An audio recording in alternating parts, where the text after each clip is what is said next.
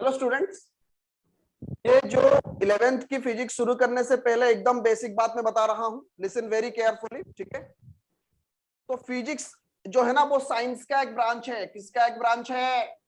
Science का। Science कौन सी word से डिराइव हुआ है बेटा? साइंटिया वर्ड से। कौन सी वर्ड से डिराइव हुआ है? साइंटिया मीन्स टू नो। साइंटिया means to know. You know early days people are living in the forest eating raw meat, raw vegetable.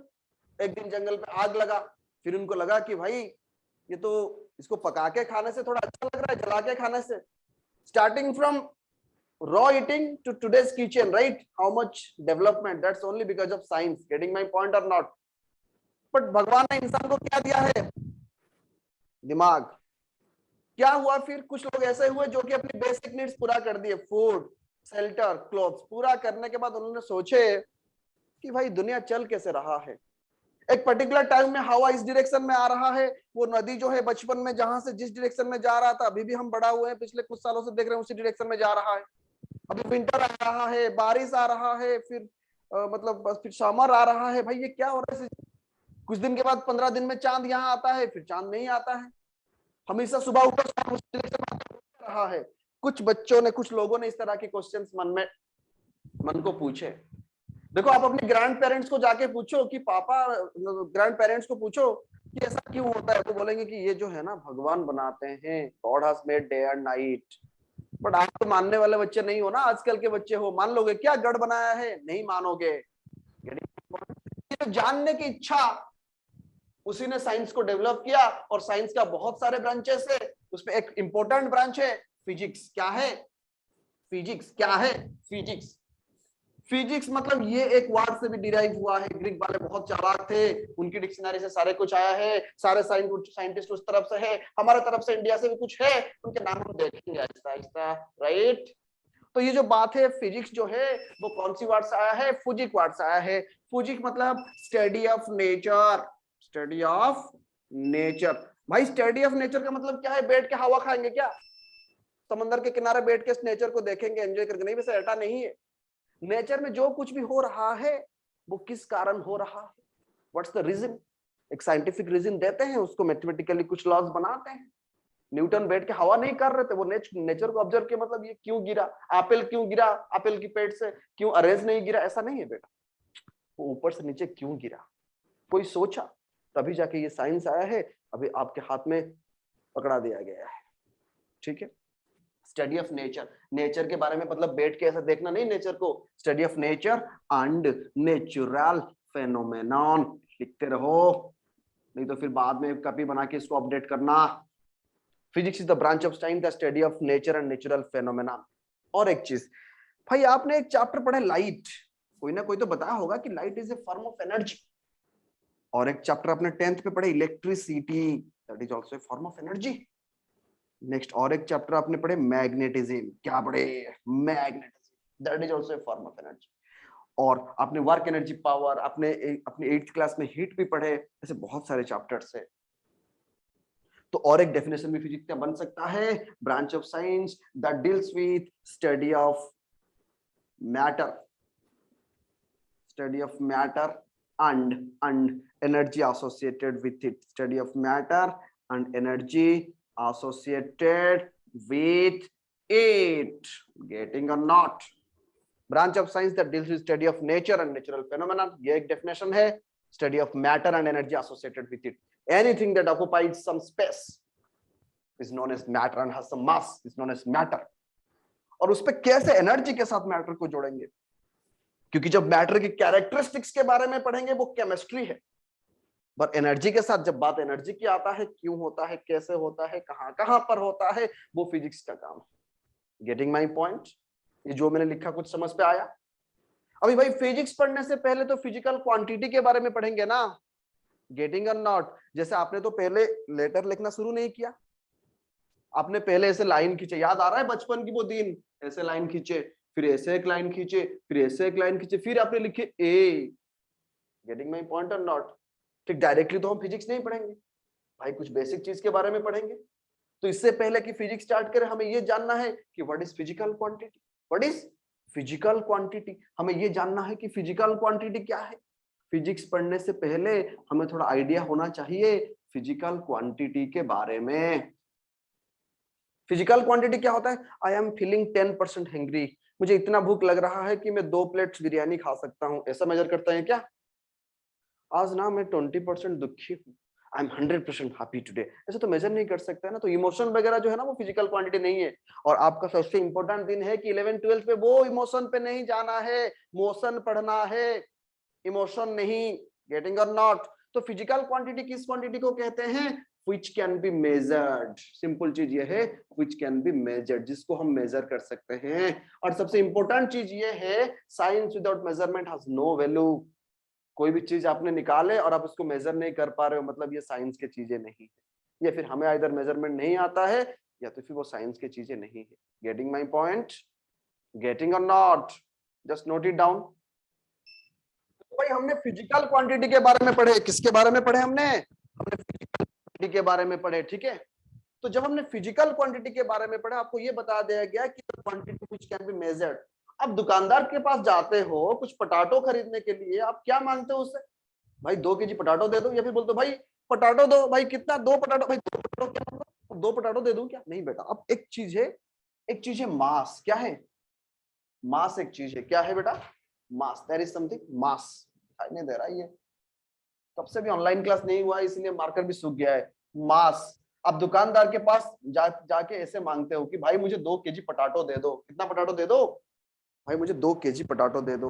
तो 2 केजी पटाटो मतलब क्या है भाई? 2 मतलब ये क्या है? ये एक न्यूमेरिकल वैल्यू है। क्या है ये? It's a numerical value. Getting all? देखिए आपको ये बता दिया गया कि 2 KG potato, go green 2 KG potato. 2 मतलब ये एक न्यूमेरिकल वैल्यू है ना, है कि नहीं? न्यूमेरिकल वैल्यू है। केजी क्या है? बचपन से लेकर आज तक आपके पीछा ये नहीं छोड़ रहा है, यूनिट। तो इसलिए एक फिजिकल क्वांटिटी को रिप्रेजेंट करने के लिए 2 चीज की हमेशा जरूरत होता है, एक न्यूमेरिकल वैल्यू की जरूरत होता है और एक यूनिट की जरूरत होता है। और न्यूमेरिकल वैल्यू 1 2 3 आप इंफिनिटी तक लिख सकते हो कि नहीं? यस और नो? ठीक है। तो बात आया यूनिट की, ठीक है। और ये जो फिजिकल क्वांटिटी है इसको 2 हिस्से में डिवाइड किया गया है, उसको थोड़ा मैं लिख देता हूं। ये है फिजिकल क्वांटिटी। मैं लिख लिख के बोर्ड छोड़ चुका हूं, इसलिए शर्ट में लिख रहा हूं PHY क्वांटिटी, बट आप पूरा सेंटेंस लिखना फिजिकल क्वांटिटी। इसको 2 हिस्से में डिवाइड किया गया है। एक है फंडामेंटल फिजिकल क्वांटिटी। क्या है? Fundamental physical quantity. फंडामेंटल मतलब ये किसके ऊपर डिपेंड नहीं करते हैं, सारे क्वांटिटी इसके ऊपर डिपेंड करते हैं। This is independent. This is what? Independent. और ये क्वांटिटी है डिराइव्ड, इसी के ऊपर डिपेंड करके जो जो नया नया क्वांटिटी बनेगा उसको बोलेंगे derived physical quantity. Getting my point और नॉट? Fundamental physical quantity. और ये जो इंडिपेंडेंट क्वांटिटी कितने हैं? 7 नंबर से। याद रखना पड़ेगा, मेमोरी की बहुत जरूरत पड़ेगी क्लास 11 12 पे। थोड़ा अच्छा खाओ, मेमोरी को इंप्रूव करने वाले चीजें खाओ, ठीक है। 7 numbers of fundamental physical quantity क्या क्या है? चलो लिख दो, लिखते रहो, याद रखते रहो, समझते रहो। मास, लेंथ, टाइम, टेम्परेचर। 4 हुआ। फिर नीचे भी दिख रहा है, लिख देते हैं इलेक्ट्रिक करंट। क्या है? Electric current. Mass, length, time, temperature. मैं शॉर्ट में लिखा हूं electric current. Amount of substance, amount of substance जो आप केमिस्ट्री में पढ़े होंगे, मोल। क्या पढ़े होंगे? मोल। पढ़े हो कि नहीं पढ़े हो?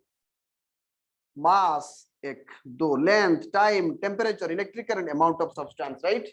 नेक्स्ट आता है लुमिनस इंटेंसिटी। क्या आता है? Luminous intensity. कितना हुआ? 1 2 3 4 5 6 7। लुमिनस इंटेंसिटी क्या आता है? घर में इलेक्ट्रिक बल्ब आता है ना, कभी उसके पैकेट में दिखो लिखा हुआ लुमेंस पर वाट, पर वाट में कितना इल्यूमिनेट करता है, वो एक फिजिकल क्वांटिटी है luminous intensity. But out of this 7, ये तो 7 आपको याद रखना होगा, इसमें से बहुत इंपॉर्टेंट है ये तीनों, mass, length, time. This three are very important. Getting my point और नॉट? गेटिंग माय पॉइंट और नॉट स्टूडेंट्स? भाई ये 7 फंडामेंटल क्वांटिटी से ये 3 बहुत इंपॉर्टेंट है। So being based on these 3 fundamental quantities, हमने क्या बनाए हमने सिस्टम ऑफ यूनिट्स। क्या बनाए हमने? System of units. थोड़ा यहीं पे लिखता हूं, दिस साइड इज विजिबल, तो right system of units. System of units क्या क्या है सिस्टम ऑफ यूनिट्स? जैसे कि देखिए, एक है सीजीएस, एक है एमकेएस, एक है एफपीएस, एक है एसआई। बेटा सीजीएस में सी फॉर सेंटीमीटर, किसका यूनिट है? लेंथ का। जी फॉर क्या है बेटा? सर जी फॉर ग्राम है, और gram is the unit of मास। और एस किसका यूनिट है? सेकेंड। किसका यूनिट है? टाइम का। गेटिंग और नॉट? फिर एम में क्या है? सर ऐसा सेंटीमीटर है तो यहाँ पर मीटर लिख देते हैं, metre is the unit of length. K for क्या है? Sir kilogram, unit of mass. S for sir क्या बोल रहे हैं आप? सेकेंड। वो तो कब से आपको बता दिया कि M L T, L M T, length mass time, length mass time. Sir FPS क्यों छोड़ रहे हैं? बेटा छोड़ नहीं रहा हूं, आ रहा हूं। एफ फॉर क्या है? फीट, किसका यूनिट है? लेंथ का। पी फॉर क्या है? 2 पाउंड का केक चाहिए, किसका है? मास का। नेक्स्ट एस फॉर क्या है? सेकेंड। क्या है? सेकेंड, टाइम का। कुछ यूनिट्स बाद में क्या हुआ? एमकेएस के साथ जुड़ गया, तो जो एमकेएस है वो एसआई है, तो स्टैंडर्ड इंटरनेशनल। ठीक है, थोड़ा सिस्टम ऑफ यूनिट के बारे में आइडिया हुआ। एक है सीजीएस, सी फॉर सेंटीमीटर, किसका यूनिट है? लेंथ का। जी, जी फॉर ग्राम, किसका यूनिट है? मास का। एस पर क्या है? सेकेंड, किसका यूनिट है? टाइम का। फिर क्या है? एमकेएस, एम पर क्या है? मीटर, क्या यूनिट, किसका यूनिट है? लेंथ का। के पर क्या है? किलोग्राम, किसका यूनिट है? मास का। एस पर क्या है? सेकेंड, किसका यूनिट है? टाइम। 9th की चीजें पढ़ा रहा हूं, कुछ डिफिकल्ट नहीं पढ़ा है मैंने अब तक। ठीक है, फिर एफपीएस, एफ फॉर फीट, किसका यूनिट है? लेंथ का। भाई लेंथ लिखा हूं मैं, मेरी हाइट इतना फीट है। पाउंड, मास का। सेकेंड, टाइम का। गेटिंग और नॉट? होने से पहले आपको 1-2 चैप्टर पहले पूरा बोरिंग बोरिंग मिलेगा। एक फिजिकल वर्ल्ड के बारे में आपको बताया जाएगा, और दूसरा है कि यूनिट एंड डायमेंशन के बारे में बताया जाएगा। तो आज मैंने थोड़ा सा आपको यूनिट के बारे में झलक दी, ब्रीफ बताऊंगा। फिर मैं यूनिट पे मैंने आपको क्या बताया? पहला क्या बताया? सीजीएस, फिर बताया एमकेएस, फिर बताया एफपीएस, और एक बताया एसआई। सीजीएस में सी फॉर सेंटीमीटर, जी फॉर ग्राम, और एस फॉर सेकेंड। एमकेएस में एम फॉर मीटर, के फॉर किलोग्राम। भाई कोई कोई बच्चा बोल देता है मीटर किलोमीटर, भाई क्या है? नहीं, किलोग्राम है। के एमकेएस, के फॉर किलोग्राम, राइट। देखो भाई, और एक है डायमेंशन। यूनिट्स के बारे में मैंने बताया, छोटा सा चीज में बताता हूँ डायमेंशंस के बारे में। यूनिट के बारे में आपको तो थोड़ा बहुत आइडिया हुआ, अभी मैं डायमेंशंस के बारे में बताता हूँ। किसके बारे में बताता हूँ? यूनिट एंड डायमेंशंस के बारे में। भाई देख, मैंने बताया कि ये जो मास है ना, इसका डायमेंशन बता दे मुझे। भाई डायमेंशंस का क्या मतलब है? फंडामेंटल क्वांटिटी कितना छुपा है, कोई भी एक क्वांटिटी में कितने फंडामेंटल क्वांटिटी छुपा है, उसके बारे में पता लगाना ही होता है डायमेंशंस, राइट। मास, मास में सिर्फ मास ही है बेटा, मास में लेंथ छुपा है क्या? नहीं, सिर्फ मास है, टू द पावर 1। लेंथ तो नहीं है, टू द पावर 0। मास में टाइम कहां से आएगा बेटा? टी टू द पावर 0, तो ये हो गया मास। फिर आता है, मैंने बताया बेटा थोड़ा लेंथ का टाइम टेबल बता दे। डायमेंशन फार्मूला क्या होता है? डायमेंशन फार्मूला कहते हैं इसको। क्या कहते हैं? Dimension formula. डायमेंशन फार्मूला का ये मतलब होता है कि कोई भी फिजिकल क्वांटिटी में कितने कितने कितने फंडामेंटल फिजिकल क्वांटिटी, मतलब मास, लेंथ, टाइम, और भी रह सकता है, टेम्परेचर भी रह सकता है, इलेक्ट्रिक करंट भी रह सकता है, अमाउंट ऑफ सब्सटेंस भी रह सकता है, लुमिनस इंटेंसिटी भी रह सकता है। बट फिलहाल थोड़ा आपकी पहला क्लास है, एमएलटी के साथ जुड़ते हैं। एमएलटी, मास, लेंथ, टाइम कितना है, वो है डायमेंशन फार्मूला। गेटिंग और नॉट? नेक्स्ट आता है लेंथ। लेंथ पे तो मास नहीं है, m0, l1, t0। गेटिंग और नॉट? टाइम, टाइम में सर मास कहां से आएगा? उधार लगा क्या? नहीं सर, टाइम तो टाइम है, t टू द पावर 1। अच्छा ये तो सर आपने बता दिए, थोड़ा और कुछ बताइए। बताता हूं, थोड़ा एरिया पे जाए क्या? सर एरिया तो बचपन से पढ़ते आ रहे हैं, लेंथ इंटू ब्रेड्थ। क्या है? Length into breadth. Sir length is a length, breadth is a breadth, तो हो गया एल स्क्वायर। सर इस पे मास कुछ भी नहीं है, तो एरिया का डायमेंशन L0, L2, T0 समझ पे आया? This is the dimension formula. क्या formula? Dimension formula of area m0 l square T0। फिर आता है वॉल्यूम। वॉल्यूम क्या है सर? क्या बता रहे हैं हम, 10th के बच्चे हैं। Length into breadth into height, length into breadth into height. Sir तीनों ही तो वॉल्यूम ही है, मल्टीप्लाई कर देंगे तो एल क्यू आ जा रहा है ना। हाँ सर आ जा रहा है, तो क्या दिक्कत हुआ? कुछ नहीं बेटा, दिक्कत क्या होगा, लिख देते हैं m0 l3 T0 लिख देंगे क्या? हाँ बेटा लिखो, क्या प्रॉब्लम है सर? आपका बोर्ड है, आपकी मार्कर है, आप पढ़ा रहे हैं, आप लिखेंगे। नहीं बेटा सचमुच यही है, m0 l3 T0। वॉल्यूम समझ पे आ गया? सर ये तो एरिया वॉल्यूम हो गया, कुछ अलग दीजिए। अलग हाँ देता हूँ, क्या प्रॉब्लम है सर? स्पीड सर 9th पे पढ़े थे सर, अब भूल गए, थोड़ा फॉर्मूला बता दीजिए ना सर। बताता हूँ बेटा, अभी स्ट्रेस नहीं दूंगा आपको, 2 महीने के बाद जो स्ट्रेस दूंगा, अभी पढ़ाते रहूंगा। Speed is equal to distance by time. Sir distance is mass ना। सर क्या बात कर रहे हैं, डिस्टेंस मतलब तो लेंथ है, आप मास कैसे बोल रहे हैं? एकदम सही हो आप, डिस्टेंस जो है वो लेंथ ही है, और टाइम l/t, l1 t ऊपर गया तो t⁻⁻1, राइट? तो सर इसका डायमेंशन फॉर्मूला क्या होगा? इस पे मास भरा हुआ है ना स्पीड में। सर पागल हो गए हैं क्या, स्पीड में मास कहां से आएगा? ठीक है बेटा नहीं लिखता हूँ, डोंट क्राई, मैं नहीं लिखूंगा, कभी कभी गलती हो जाता है मुझसे। स्पीड ठीक है सर। सर वेलोसिटी क्या? बेटा वही है, velocity is equal to displacement by time. Sir displacement is also length, time is also T sir. Sir उसका भी डायमेंशन फॉर्मूला वही होगा सर, l1 t⁻⁻1। बट बेटा और भी एक चीज आपको बता गया था, वो है एक्सीलरेशन। क्या है? एक्सीलरेशन है ना गाड़ी में। चलो देखते हैं। देखो अभी ये तो हमने निकाल दिया है, थोड़ा और कुछ 4-5 चीजों का डायमेंशन फॉर्मूला।